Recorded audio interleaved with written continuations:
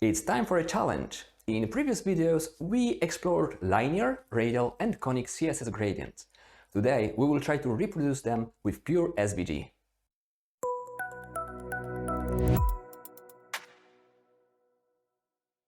Hello and welcome. Thank you for coming and joining me in this video. My name is Artur, and here at my channel, I'm challenging you with various web dev ideas and challenges.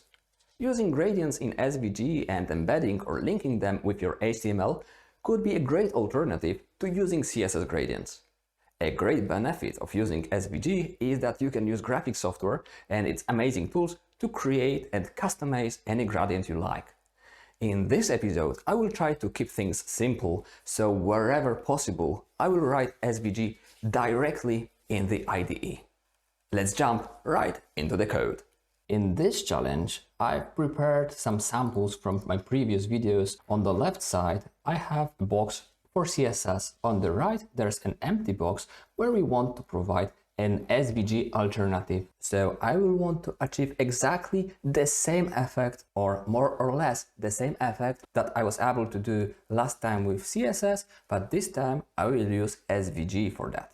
SVG is a great format because for once you can create it using a graphics software, such as in here I have Affinity Designer. It is a proprietary tool, but I really love using it. Of course, you can use free ones like Inkscape or even more paid like Photoshop or Illustrator.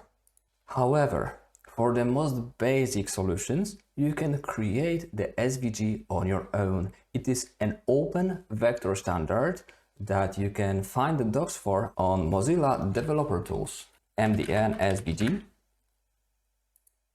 Here you have all you need to know about SVGs. In order to create an SVG that is inline in your code, you provide a tag that is called SVG. This is an XML file, so you need to open tags and close all of the tags. It isn't HTML5, it is a little bit different. Inside the SVG tag, we need to provide the viewBox dimensions. I will explain to you what viewBox is on my Affinity Designer. This is a rectangle document. Its size is 100 pixels by 100 pixels. I can zoom in, zoom out. I can draw here a rectangle. And it would be okay to draw it for the full size. So this rectangle is now 100 pixels by 100 pixels. However, nothing prevents me from making this rectangle bigger than my canvas. The viewBox is showing on the whole space of the image how much information to show. So this white square in here would be actually the viewBox of my image. However, the shapes can exceed my viewBox, so there can be more information around my viewBox that does exist, like this circle, for example. This information does exist and you can find it on the layers in here. However, it won't be visible. For my particular case, I will set the viewBox to start at position 0, 0. Let's say it is pixels, and the size would be 100 pixels by 100 pixels. Now, inside this viewBox, let's start by drawing a rectangle, actually the square that would take the whole size of the image. In order to draw a rectangle in SVG, we use the rect tag. I'm going to set the width to 100 pixels and height to 100 pixels as well. If I save now, you can see I've got a black rectangle. In order to change the default fill, I can use the fill attribute. Let's make it yellow. And that changed. We can create gradients in SVG. Gradients are actually objects, are actually tags. We can define the gradients in a section that is called defs, like definitions. The tag that you can use for creating linear gradient is called, no surprise, linear gradient. Each gradient needs to have its ID. I will call this gradient default. Now, I build my gradient by providing stops. What colors should I have at each stop? The first stop, I'm going to set at offset 0%, so it is at the very beginning. The stop color is going to be black. And remember, this is XML, so we need to close every tag that we open. Let's copy this now, and at 100%, we are going to have dark cyan color. Finally, we need to change this fill from yellow to our gradient, and for that, we will use URL exactly as if we were linking an image, but this time we are linking to this ID. Save, and this is our gradient. So we managed to create a gradient, however, the direction isn't the way we would like. For that, we will move to the next example. On CSS, we have three options how to control where our gradient should be directed to. We can use turns, we can use sides and corners, and we can use degrees.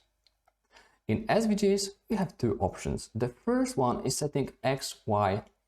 So I'll show you on this example. I'll draw a rectangle in here. I can set the fill now to be linear. And look, let's change the colors. And when you look in here, I have the beginning at X and Y, and I have the end at X and Y. So if I set this one at the top 0, 0, and this one at X 0, but Y 100 at the very bottom, I have the direction from top to bottom. I can move it here. So the second one is at 100X and 0Y, and now I have the gradient from left to right. Or I could set this to X 100 and Y 100, and now I have this gradient directed to bottom right. So let's copy the gradient from previous example. I'll paste it here. For this linear gradient, I can now change the direction. The X1 equals, I'll set it in a moment. Y1, I will set in a moment as well. And now I'll copy those and change them to X2 and Y2. Let's say I wanted this gradient to go from the top left to bottom right. So the X I need to set to here, X0 and Y0. Bottom right, so I need to set the X2 to 100 and Y2 to 100 as well. 100%. And when I save, well, it isn't what I expected. The reason for that is that my gradient has an ID, and this ID is exactly the same as the one before. So I will rename this default gradient to gradient XY. And save. And this gradient is as we want, the top left to bottom right. Let's comment out what we did already,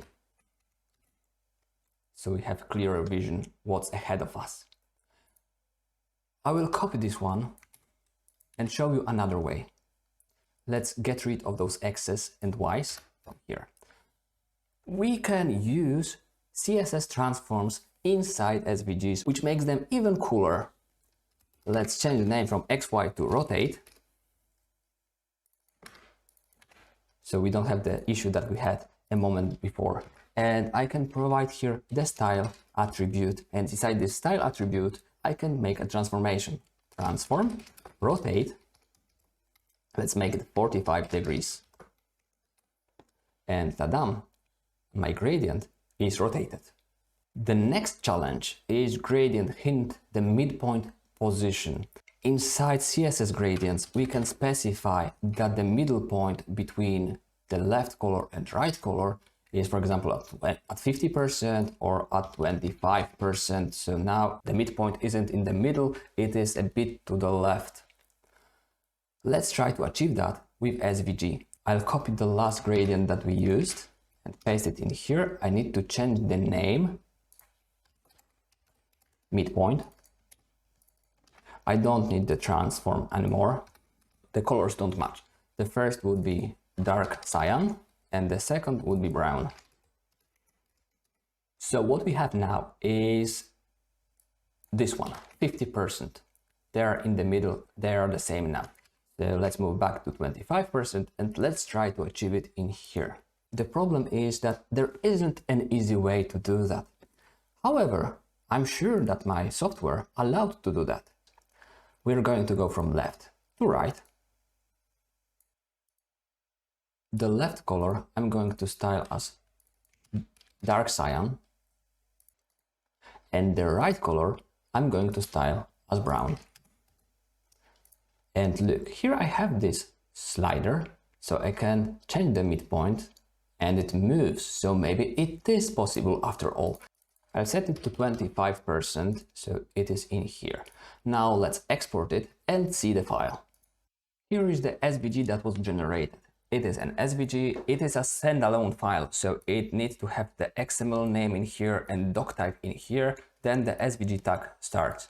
There's also a viewBox 100, 100, so it is exactly what we had. We have a rectangle and we have definitions.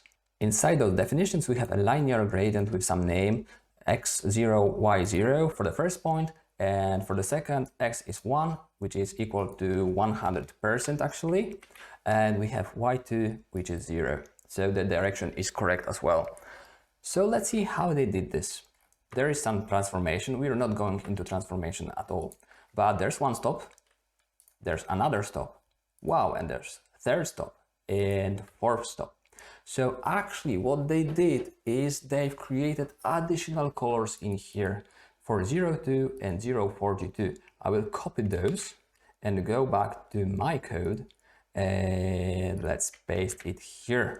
We don't need the opacity because it has the default value, and you can also notice they're using style. You can also use the style attribute and inside put the stop color and so on. However, we started with using the stop color as a separate attribute, so let's keep it this way.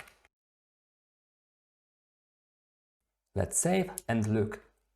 It's working just fine. So it is possible to change the midpoint of the gradient, of the linear gradient, but for that I needed to use a tool and a kind of a trick. So here it is 20% and here it is 42%. So I added additional color. Of course, I could, for example, change it to anything else like blue. And now it broke completely. So it is possible to change the midpoint of the linear gradient in SVG, but it is using a kind of a trick. Let's comment it out and go on. This one is simple, just 3 colors, so I will copy what I had before. I will rename so there's no conflict of the IDs. Let's start with black. This one I don't need. The second is cyan. And the third is dark cyan. Finally, let's change this to be exactly at 50%. And now mission complete. We have exactly the same gradient using CSS and SVG. Another challenge is to position the middle color. Here the cyan is at 25%. I could change it to 50, which is the default.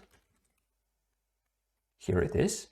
Or I could change it to 70 and it would go to the right. Let's go back to 25%, and that's actually simple. Let's just copy what we had in here. For the middle color, instead of 50%, I've set 25, save, and that's done. We have the cyan color at the 25% and not at the default 50. The next challenge is to create a rainbow. Actually, I think that would be very simple. Just copy what we had in here. Let's rename it to rainbow.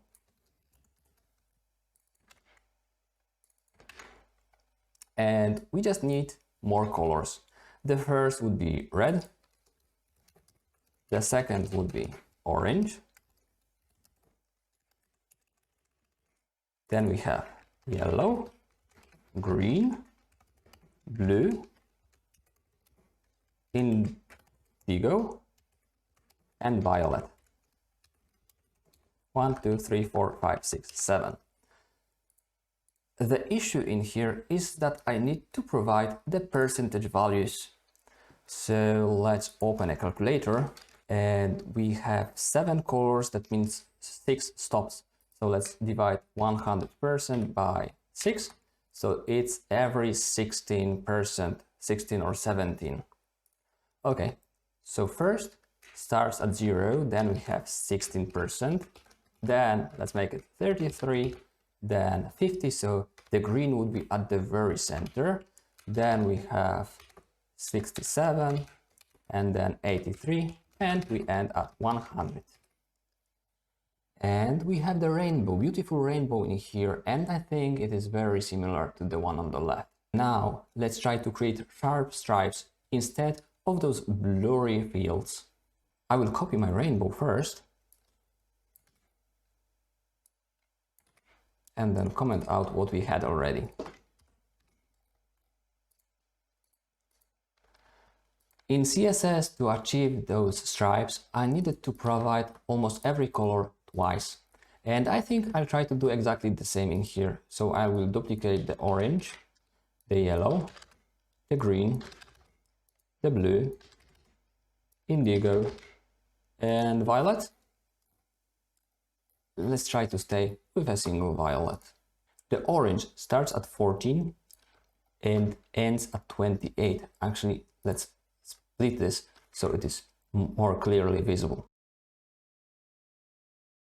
So now I can copy orange 14, 28, so that's 14, 28, yellow is 28, which is the same, and yellow 42. Save, and that's it. So we achieved, oh, there's something wrong, because red needs to start not at 0, but at 14. Save, and now we have beautiful 7 stripes. Now let's experiment with transparency. We want a gradient that will start red and finish transparent. Let's copy someone. Gradient transparent. We need to remember to change the IDs. We start at 0 with red color, and the second one is transparent. Does it work? Yes, it does actually, so that's perfect. However, there's also another option that we can use. I could set it to be red, so now it's a gradient which goes from red to red. But we have another attribute that we can use. For the first one, we can set the stop opacity to 100%, so that's fully visible. For the other one, we can set the stop opacity to be 0%. And we have transparency here again. The great advantage of using this option compared to just specifying it as transparent is I can set the opacity to, for example, 20%, so it is semi-transparent right now and not fully transparent. The next challenge is to use the layers to create 3 gradients that mix one with each other. This red is at the bottom, the green is at top left, and blue at top right. My idea how to solve this is actually to create 3 rectangles, and each rectangle would have its own gradient, semi-transparent, so one will be visible below another. We need 3 rectangles. The first is, let's make it gradient layers red. The second would be gradient layers green, and the third would be gradient layers blue. And we need to copy this and paste it 2 times. Red, green, I'm going to change this to green, and here we have blue.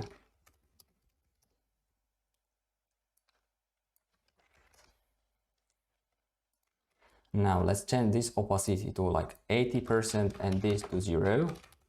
So here 80, here 0, and here 80, and here 0, and save. Well, it did something, but it isn't what I expected it to be. Why? Because we need to also position those gradients. I think I'm going to do this with X and Y. So the first point, X1 and Y1, would be at X0 and Y1. Now the X2 would be also at 0, but Y2 would be at 0, which is at the top. So we can see a bit of the red in here. Let's copy this and reposition the green gradient. The green starts at the top left, that is 0, 0, and ends at the bottom right, which is 1, 1. Save, and something is changing in here. So finally, let's copy this all again and set for the blue. Blue starts at here, top right, which is x1 and y0. So x1, y0, and ends at the bottom left, so x0 and y1. Well, we obtained a mix of colors. However, it looks a bit different than on the left side. It is not mixed equally. Maybe if I moved a little the colors, yes, now the gradient changes a little. So actually the order in which I have those rectangles below in here affects the way my gradient looks. So is SVG fully capable of reproducing this? Well, possibly. If I experimented with the percentages in here, maybe that would be possible, but it is not as straightforward as it is in here. The next challenge is to reproduce the mist effect. In CSS, all we needed to do is stack together two images. The first one is the linear gradient and the second one is just a URL from pixels. Also, we need to remember here to set the positioning to cover. So let's try to reproduce that. I will start by creating my gradient. The linear gradient in here, I will call it gradient mist.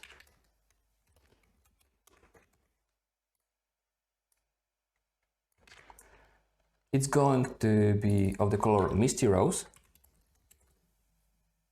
100% opaque, and will end as transparent, and opacity would be 0. So I have the gradient, but it's in the wrong direction, so maybe let's rotate it. Style, transform, rotate, 90 degrees. Now the order of it is right. So finally what I'm left with is to add the image, and for that I can use another tag in my SVG, that is image. Image allows to import any outside image. Here, for that I will use rect, and I will just copy the URL from the other example. I will also set the width and height. Width is 100 and height is 100 as well. And finally, I need to close this tag. Save, and voila, we have the mist over our person. The colors might be slightly different, but generally, I think it is looking pretty okay. The final example of linear gradient was to create repeating linear gradient. So let's copy a gradient from here. Gradient repeated. No transformation this time. No image this time. Also, the opacity would be 100% all the time. And the colors are black, dark cyan, and black. So the first stop is black at 0. Then I will add at 50% dark cyan, and at 100% I will set black again. So now I have huge stripe. However, I want this stripe to be a little bit narrower. Well, actually much narrower. To achieve that, actually, we will use the positioning of the gradient. So it starts about here and ends about here. So let's add here x1 at 0 and y1 at 0. The y2 would be at 0 as well, but the x2 I'm going to set to, well, let's make it 20%. And we've got the stripe. So now how to obtain those many stripes, how to fill the rest of this element? That's simple. We have an attribute called spread method. And one of the possible options in here is repeat. And that's the repeating gradient complete. I really hope you enjoyed this video and that this challenge allowed you to see pros and cons of each technology. I really like the simplicity and customization possibilities of SVG. However, for more complex applications, you will probably want separate graphics software. If you enjoyed the video, make sure to subscribe. Please let me know in the comments down below what other ideas and challenges you would like to see here. Thanks for watching and see you in the next video. Bye bye.